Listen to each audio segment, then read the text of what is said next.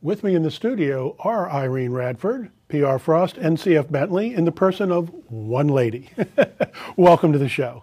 Thank you, Mike. And your real name is Phyllis Irene Radford. Correct. Yes, and you write under all those pseudonyms. Yes, I do, and there's going to be a fourth name coming up probably next year or the year after. Wow. So what led you, because I find this very interesting, the use of pseudonyms these days by a lot of different authors. What drove you to using all three? Well, first off, at the time I sold my first book, I was still using my husband's name. And there was another author who had the same weird spelling of his last name. So at that point, we decided to go with my middle name and my maiden name, Irene Radford. I legally owned it. No one else could use it. And that went along very nicely for quite a while. But then the market changed. The accounting changed. And I wanted to write something a little different. So I switched from Dragons Are Real and Magic Works to a grittier urban fantasy. And the marketing people are going, Irene can't write this book. There's no way Irene could write this book. So I went with PR for Phyllis Radford, and then Frost was my grandmother's maiden name. Okay, that worked okay for a while. But then I got this idea, this really weird idea, and I wrote two books that are really a spiritual journey with a literary twist in a space opera landscape. And the marketing people nearly fell over in a dead faint. So I became CF Bentley, which are more family names, Charlotte Frost Bentley, mix and match more names. And now I've gone back to dragons, so I've become Irene again. And the Pixi Chronicles are also by Irene. But now I'm going to try a different urban fantasy, and the number of people are falling over on the floor in a dead faint. And so we've come up with Phyllis Ames. Phyllis Ames. Yes, and now, it used to be that when you chose a name, you picked one in the middle of the alphabet, so it would be eye level in the book stacks. Now, they want the top of the alphabet, so you'll lead the electronic catalogs. It's amazing what they come up with. Yes. Well, let's talk a little bit about, you know, the different pseudonyms. Well, actually, let's start by talking about Phyllis Irene Radford. Okay. So you're an author. Yes. You're an editor. Yes. You teach writing. Yes. You have written books about writing. My favorite title, I think, was Ways of Trashing Your Writing Career. Yeah, that was actually a chapbook size anthology where I compiled blog entries from the Book View Cafe on that title and put them into a readable ebook. But I do have an essay in that, as well as several essays in brewing fine fiction, which is also available from the Book View Cafe.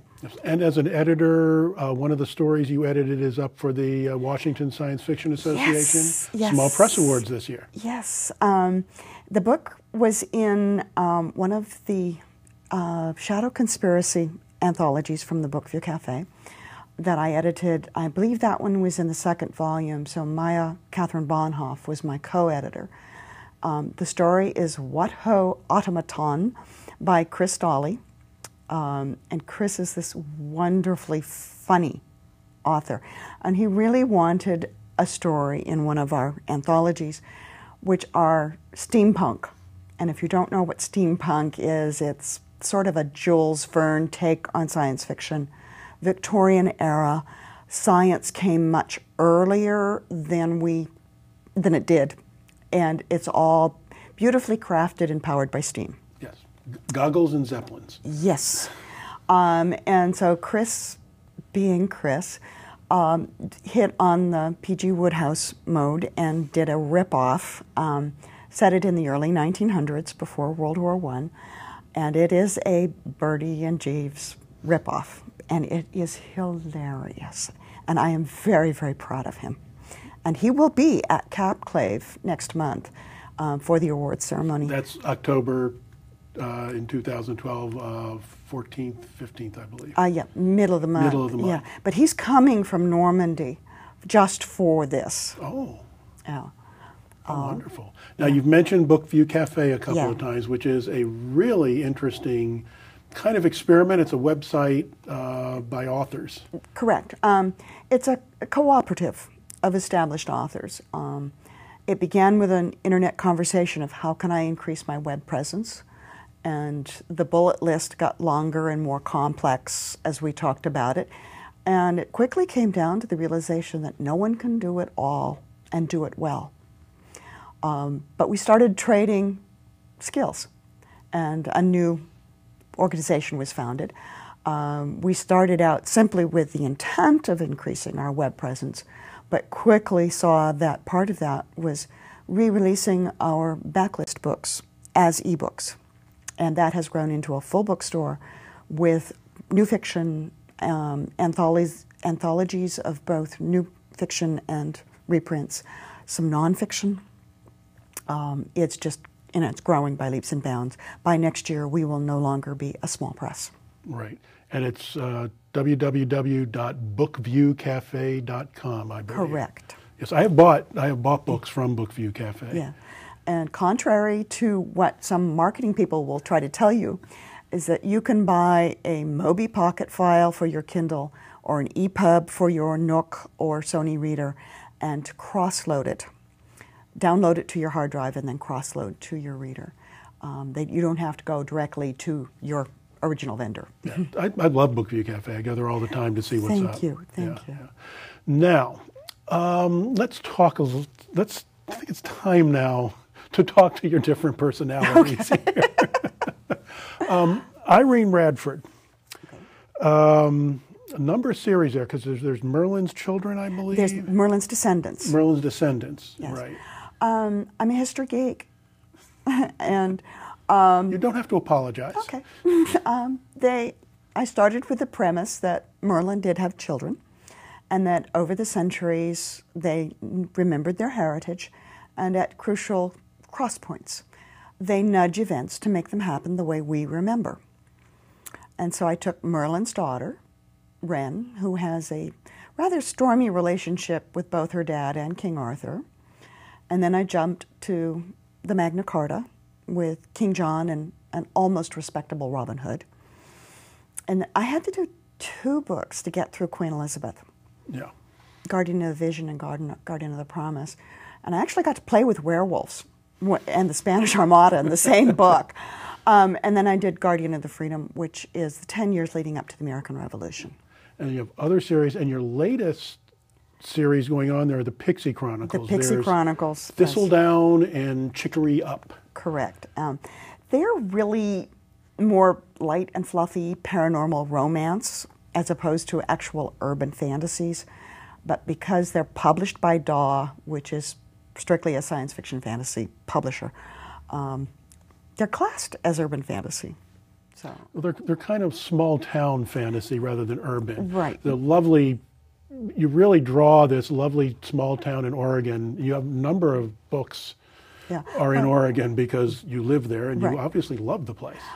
Oregon is home, and I currently live in the foothills of Mount Hood, but I have lived in several other parts of the Willamette Valley, which is lush and green and wonderful, lots of tall trees. I did spend 4 years as an assistant curator at a house museum in Oregon City, Oregon, which was the first capital.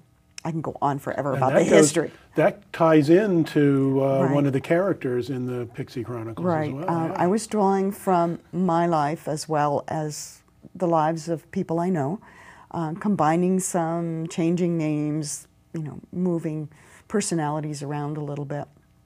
But anybody who knows Oregon City will immediately pick up on the fact that Skeene Falls is Oregon City. On some blog, I had a little contest of if you know where the house is that's on the cover of the book, I'll give you a free copy of the book. And one person actually found it. And you say these are light and fluffy, but there's things that go on in these Pixi Chronicles that aren't all light and fluffy. There's a a thread moving through them of, you know, missing children and abused children and helping those lost people. Because even, you know, real life is not all light and fluffy. All I can say is none of the good guys die. And there are happy endings. And there are strong romances that follow through. But, you know, real life is not all hugs and kisses and making friends of pixies. And I was drawing a little bit on the Peter Pan myths, you know, of the Lost Boys, finding happiness in Neverland. Yep, yep. And they're delightful books. Thank you. I will say. I mean, Thistle is a wonderful character, is a pixie who has become human and fallen in love with a human man. Yeah. And she has to learn some things before she can decide which she's going to be. Yes, yes. So we've got Irene Radford there, writing her various series and all that. And then P.R. Frost comes along. Right. And you've up to what I think the Forest Moon Rising is the fourth book, and these are all Tess Non-Quare. Yes. Which Tess the Non-Believer. Which is a very interesting character since she writes kind of science fiction and fantasy books and goes to conventions. Right. And, well, you do realize that the reason there have been no authenticated demon sightings in the last 30 years is that they're all hanging out at science fiction conventions earning costume awards. Yeah. Yeah, but they're not costumes. You know, which, if you go to a convention, that reality shift is very obvious. And I tried several scenarios for who Tess might be, other than having her basically a witchblade. And I thought about a relic hunter, but the relic hunter was on TV at the time. And I thought, well, you know, this is what I can write about. This is what I have experience with. And even though I've been going to science fiction conventions for 20 years, I feel like a newbie because I did not grow up in the community and I did not attend a convention until I had a 3-book contract. And so it is a reality shift for me, and I wanted to bring that up front. Yeah, well, the conventions in it are wonderful. It feels like you're at a convention. Yeah. But the interesting part of her is that, well, she's the writer and she writes these, I think they're post-apocalyptic books with demons and things in them. Yeah. They're all based on her actual adventures, things that really have happened to her, because she's not just a writer. No. She's a, celestial warrior? Yes. Warrior of the Celestial Blade. That's what it is, yes. Yes. Which is, in her case, a secret sisterhood, but I've hinted that there are secret brotherhoods, who guard the portals between our reality and demon reality. And sometimes they slip through. Yes, yes. And in the latest book, it's very nasty slipping through. Yes, it is. It's an evil... It's actually a dark elf. A dark elf, yeah. And I have reference books that name him. And he's originally from the Italian Alps. But loss of habitat, he had to find a new one. So he goes out, and these books are love stories to Portland. Yes. I mean, every chapter heading is some nice fact about Portland and the area around Portland. Right, and well, but in Fairy Moon, it was a love affair with Las Vegas, because I got to go to Las Vegas to research the book. Oh. You know, it's such a hard life, and I had to go see Cirque du Soleil. Oh, which one? Mystère. You know, such a hard life. Yes, I know. Sacrifices must be made for art. Right, and in, I think the first one, Hounding the Moon, the trivia chapter headers are about bats. And on Moon in the Mirror, there are different moon legends and lore. Yeah, and that's one of the interesting things is these chapter headings, you learn things in them. And the characters are fun and the romance is interesting. Yeah, and I just, you know, I had to put my research in there somewhere. Yeah, otherwise it's not tax deductible. Right. All right, so let's move on to C.F. Bentley, which is very interesting. I think there's just one book out. No, there's two. There's two. Harmony and Enigma. Oh, an Enigma, okay. I have an outline for a third, but we got to bring the numbers up by books. We have to bring the numbers up before I'll get a contract for the third. And these are I mean, found harmony fascinating. The mix of the spiritual and the science fiction was very interesting. Well, it was one of those cases where I fell in love with the character of Delenn on Babylon 5. And she appears on stage as a fully formed spiritual and political leader. And I needed to know where she started. And of course, over the 5 years of the series, we learn things about her past. But we don't really spend a lot of time there. And I wanted that. I wanted to see the development. Well, I couldn't write fan fiction, and the media tie-in books were all tied up. So I had to go looking for a character who could become something similar to Delenn. And this character of Sissy just sort of landed in my lap and said, please tell my story. And my sister-in-law is a professor of sociology, and I've had several conversations with her about organic cultures that grow from the bottom up and imposed cultures from invaders.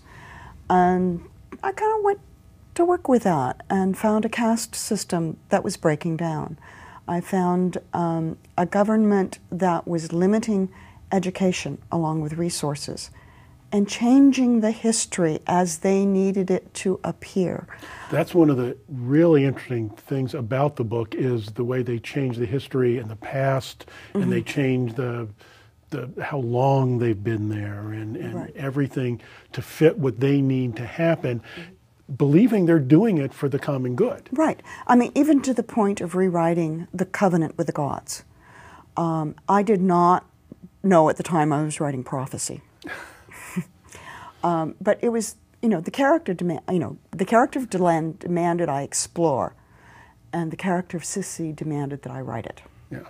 It also looks at what happens to cultures when they're cut off from their main Right. stream and genetically what changes. Yes. The caste system is fascinating in it too because it's birthmarks. Yes, and they're genetically engineered birthmarks. I have another girlfriend who's a biologist, and we were talking about that there are children born with vestigial gills, actually like a birthmark on the cheek. And she said, change those around. That's easy. That's easy genetic manipulation. Okay, I can work with that. Well, those are, those are three fascinating authors that you are.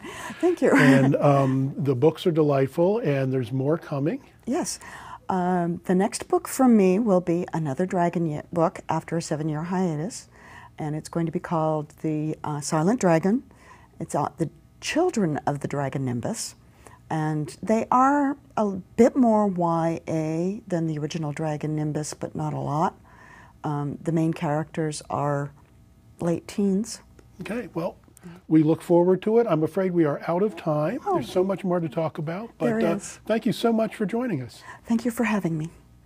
Well, that's it from this episode of Fast Forward. So from all of us here, this is Mike Zipser saying, take care.